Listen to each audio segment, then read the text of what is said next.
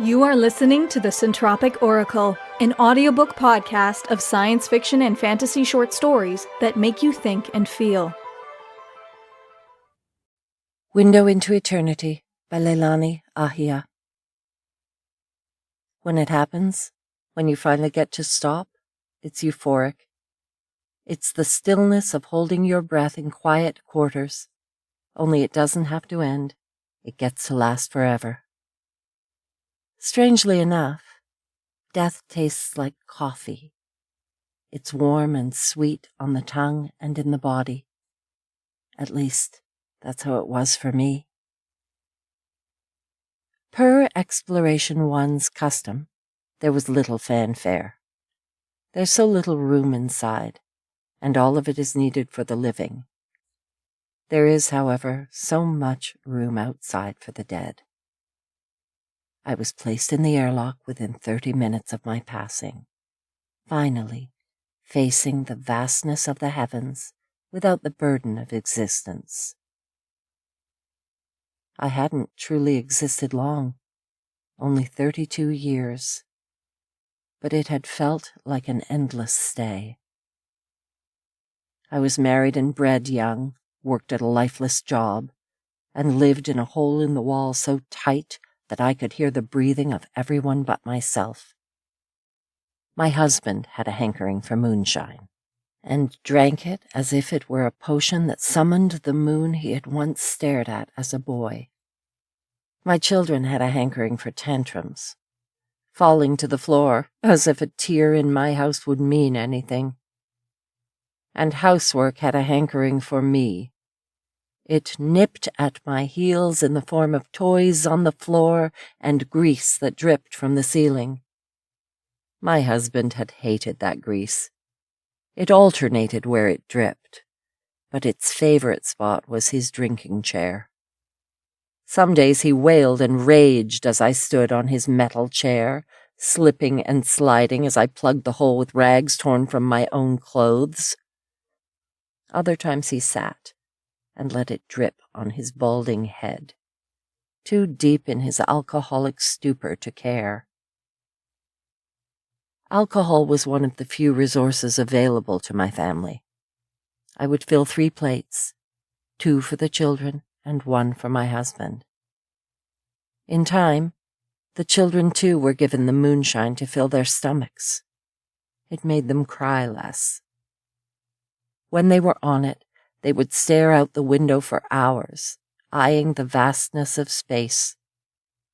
They would watch the bodies of the dead pass beyond the station and into the distance. They were enamored with the unlucky few who got caught on the space station in some way and remained trapped. These bodies were anchored in the world of the living for the rest of eternity, doomed to watch the space station hurtle closer and closer to its demise. I never had the time to stare out the window. I was too focused on the happenings inside. But now I no longer had to. The removal crew had placed me in the airlock, letting me stare down. The stars twinkle in the forever space, and euphoria rises within my lifelessness. I had dreamed of space when I was a child.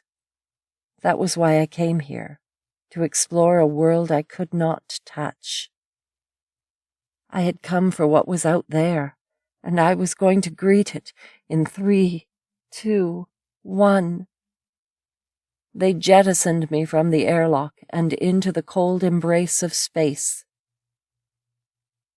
I joined the communion of the dead, floating out to greet the souls that had gone before me. They were suspended in space, perfectly preserved. It isn't a short journey from the airlock to the vastness of eternity, but most of the bodies made it to the deeps. My soul lit with joy at the thought of all the cosmos mysteries I could explore, free to touch them in death as I had never been in life. I could fall into a black hole, slowly descend into a sun, or get caught in the atmosphere of some distant planet.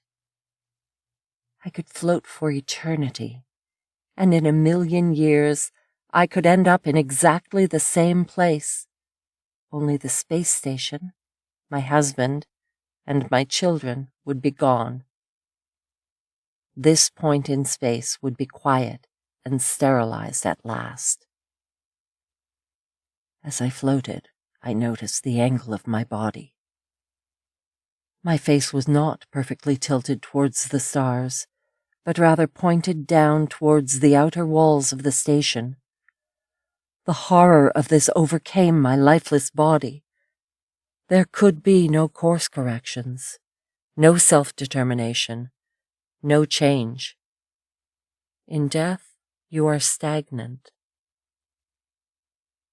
Slowly but surely my body moved to collide with the space station, pressing itself against the glass of the window to my little hole in the wall. I could not see the stars. Instead, I peered into the window at my husband on his metal chair, grease hitting his balding head. My starving children stared back at me, eyes wide. They sat surrounded by the filth they had made. When it happens, when you finally get to stop, it can be euphoric, like holding your breath in the stillness of the dark. We hope you enjoyed Window into Eternity by Leilani Ahia, read by Pam Kearns. If you'd like to learn more about the author and narrator of this story or make a donation to them, follow the story page link in the description. If you would like to submit a story for consideration or apply to be a narrator, a link to our submission guidelines is in the description. This story is copyrighted 2020 by the Centropic Oracle.